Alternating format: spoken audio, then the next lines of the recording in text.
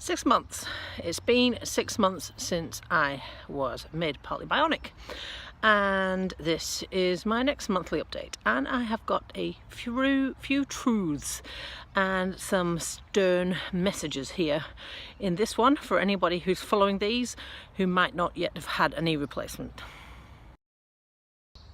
But at the moment, I'm finding the people in the knee class really frustrating because they're not helping themselves. Now, I'm sorry, but a knee replacement is not for sissies, and I've said this a million times over. If you want function back, you have to be prepared to work hard. You have to be prepared for it to hurt a bloody lot. Somebody asked me recently, why does the exercises hurt? I don't want to do them because they hurt. I'll tell you a little bit of science. In your first few months, the reason why they go so hard, tough at it with the flexion thing is because straight after surgery, you're forming scar tissue in the knee joint. And what it is, it's a race against the scar tissue. You've got to keep it broken and moving rather than letting it form and be solid, because if you don't, you will lose flexion, you will lose function in the knee because you fail to do the exercises. And once you've got past that point, there is a point where there's actually no return, and it's just sorry, it's too late. So in those first few months, those flexion exercises and strength exercises are super freaking important if you want to have a life afterwards. And you know what, I just can't stress it enough. So if you have been following these because you're preparing for surgery, then honest to God, this is what you need to listen to. And if you are knowing someone that's going to prepare for surgery, then you need to show them this, because without tough-assed hard work, you're done for, I'm afraid. Now, I was told a whole bundle of things that I probably wouldn't do again, and I sort of went like this to it all, because I'm sorry, unless you give me a good scientific reason why not, then I'm going to do it. So the only good scientific reason that I shouldn't do something is running, and I have chosen to not do that anymore because it will chew up the knee replacement faster. But I was told that I wouldn't be able to ride a bike at force, at distance, and that I would struggle with the time trial bike because it's such a tight aerodynamic positioning. Screw that. I've been riding it since week 11 and it gives me no problem whatsoever now. I was also told that I would never kneel. Screw that. I can kneel down. It's a little bit more tricky on hard surfaces, but I can kneel down. I was also told that it would never be like the other leg. Now, I'm still working on that, so you watch out, because physically, biomechanically, it will never be like the other leg, but I don't see any bloody reason why it should not be functionally like the other leg. And that's what me and my current physio Joel are working on. So watch this space. But for now, 6 months post-op, there's still things that I'm still struggling with, so I can't run. If let's say if I was sort of running to get out of the way of something, I look like a geriatric, and it really looks stupid.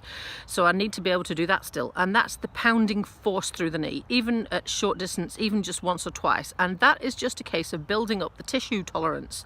So that's what we're currently doing at the moment. But all in all, I'm pretty happy, and I've got to say that my life is a heap better already than it was before. And me and this knee rehab stuff, we're not done yet, so it's gonna get even better. So now I've got a lot of people saying to me, oh, you're so lucky, you know, you've done so well, and you're so strong, and how did you do that? Shall I tell you something? Hard fucking work. Excuse the French. But you've just got to do the bloody exercises, and you have got to be prepared to make it hurt a lot. I have got here because of that, because I've been persistent and insistent, and I have managed to push it past what is comfortable. I'll show you a face of what it used to look like. And then when you've done that, you've got to be prepared to do it again and again and again and a bloody again until it stops hurting. And that will take many months. And you've just got to be prepared to do it. That is how I have got to where I am today. So now, at the moment, I have got it to just short of 140 degrees flexion. Apparently the maximum for a knee replacement is 130.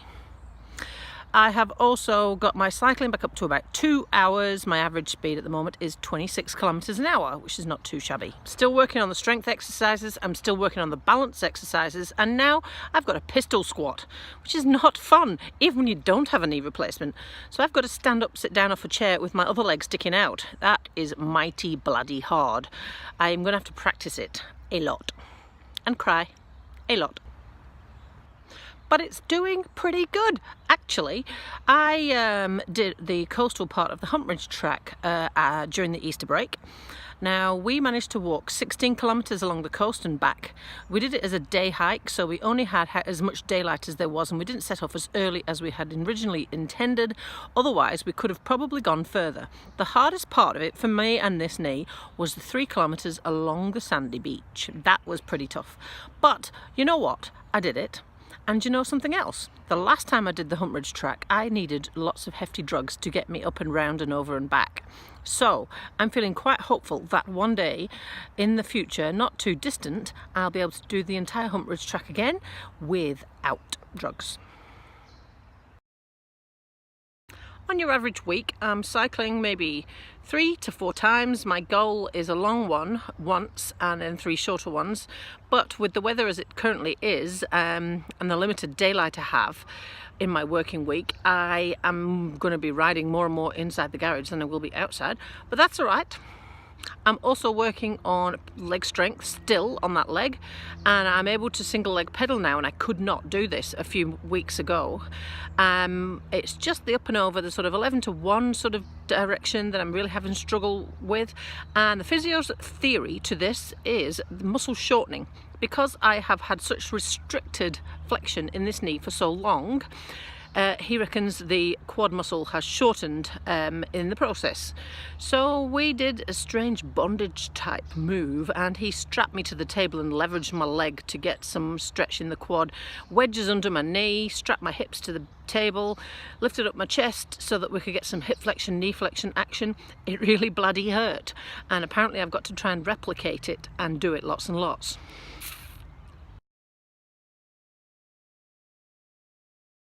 Oh yeah, pretty important update. I entered Challenge Wanaka Aquabike.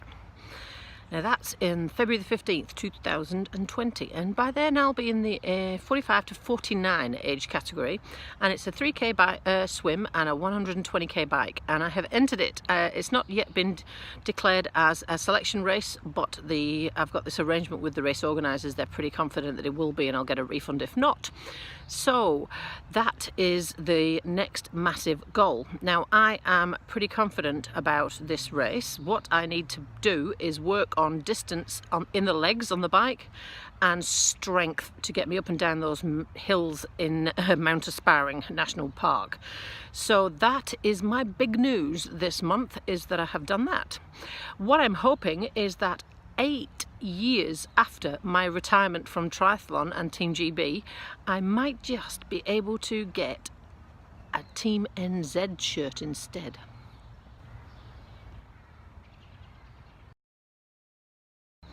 I'm also completely back to full tilt with work, so I'm able to do all of the massage appointments that I was doing before, and I have got my schedule back to full time. I don't now have the trouble where I used to get leg pains and ankle swelling when I sit too long. I don't have that problem, but what I do have is a vascular system problem, which is circulation.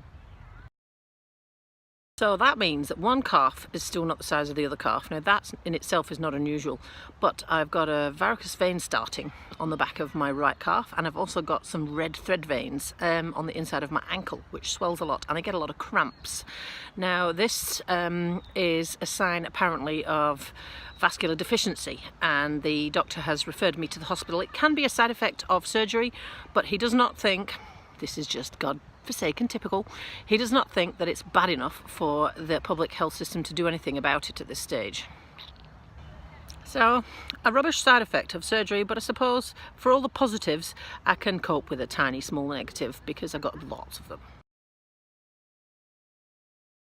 To finish off with, do you have a question for me about knee replacement rehab, the pre or the surgery or anything else? Then do ask, because I will give you an honest from that frontline sort of answer. Anyway, have a great weekend and I will catch you soon.